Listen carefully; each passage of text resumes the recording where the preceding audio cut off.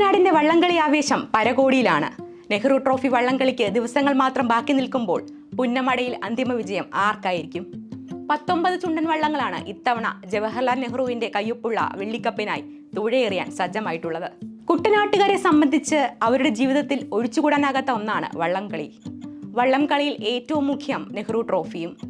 ഇത്തവണ വയനാട്ടിലെ ചൂരൽമല മുണ്ടക്കൈ ദുരന്തത്തെ തുടർന്ന് നെഹ്റു ട്രോഫി ഉൾപ്പെടെയുള്ള CBL മത്സരങ്ങൾ ഉപേക്ഷിച്ചെന്ന വാർത്ത വള്ളംകളി പ്രേമികളിൽ നിരാശ പടർത്തിയിരുന്നു.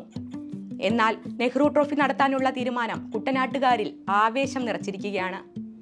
പുന്നമടയിലും വേമ്പനാട്ടുകായലിന്റെ വിവിധ ഭാഗങ്ങളിലും കുമരകത്തെ മുത്തേരിമടിയിലുമൊക്കെ കഴിഞ്ഞ കുറച്ച് ദിവസങ്ങളിലായി പരിശീലന തുഴച്ചിലുകൾ നടക്കുകയാണ്. പരിശീലനം കാണാൻ ഇരുകരകളിലും ആർപ്പോവിളികളുമായി ആരാധകർ അണിനിരക്കുന്നുണ്ട്. പുന്നമടക്കായലിൽ അരങ്ങേറുന്ന ജലപൂരത്തിനായി ഇത്തവണ വിപുലമായ ഒരുക്കങ്ങളാണ് ഏർപ്പെടുത്തിയിരിക്കുന്നത്. 19 ചുണ്ടൻ വള്ളങ്ങൾ അണിനിരക്കുമ്പോൾ ആരായിരിക്കും ഇത്തവണ ജലരാജാവാകുക? നെഹ്റു ട്രോഫിയുടെ 7 പതിറ്റാണ്ട് നീളുന്ന ചരിത്രത്തിനിടെ തുടർച്ചയായ 5ാം കിരീടമെന്ന അത്യപൂർവ റെക്കോർഡ് ലക്ഷ്യമിട്ടാണ് പള്ളാതുരുത്തി ബോട്ട് ക്ലബിന്റെ വരവ്. 2018 മുതൽ 2023 വരെ 4 തവണ കിരീടം നേടിയിട്ടുള്ള പള്ളാതുരുത്തി ബോട്ട് ക്ലബ് ഇത്തവണ എത്തുന്നത് ജലചക്രവർത്തി എന്ന വിശേഷണമുള്ള കാരിച്ചാൽ ചുണ്ടനിലാണ്.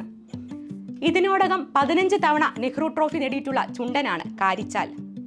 ഇതുവരെ നടന്ന 3 CBL സീസണുകളിൽ ടൈറ്റിൽ വിന്നർ കൂടിയാണ് Pallathuruthy boat club. Pallathuruthy boat ക്ലബിന് ഏറ്റവും വലിയ വെല്ലുവിളി ഉയർത്തുമെന്ന് കരുതുന്നത് UBC കൈനഗരിയാണ്. ഏറ്റവും അധികം തവണ നെഹ്റു ട്രോഫി നേടിയിട്ടുള്ള ബോട്ട് ക്ലബ്ബാണ് UBC. ഏറ്റവും അധികം ആരാധകരുള്ള ഈ ക്ലബ് 12 തവണയാണ് വെള്ളിക്കപ്പിൽ മുത്തമിട്ടിട്ടുള്ളത്. ഇത്തവണ തലവടി ചുണ്ടനിലാണ് UBC തുഴയെറിയുന്നത്.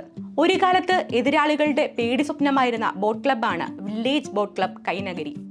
കഴിഞ്ഞ തവണ CBLലും നെഹ്റു ട്രോഫിയും വിജയിച്ച വിയ്യപുരം ചുണ്ടനിൽ അണിനിരക്കുന്ന വില്ലേജ് ബോട്ട് ക്ലബ് ഇത്തവണ രണ്ടും കൽപ്പിച്ചാണ് പുന്നമടയുടെ ഓളപ്പരപ്പിലേക്ക് എത്തുന്നത്.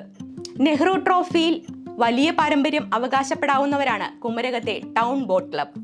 6 തവണ കിരീടം നേടിയിട്ടുള്ള KTBC കഴിഞ്ഞ തവണ മൈക്രോ സെക്കൻഡുകളുടെ വ്യത്യാസത്തിലാണ് നെഹ്റു ട്രോഫിയിൽ രണ്ടാമതായത്.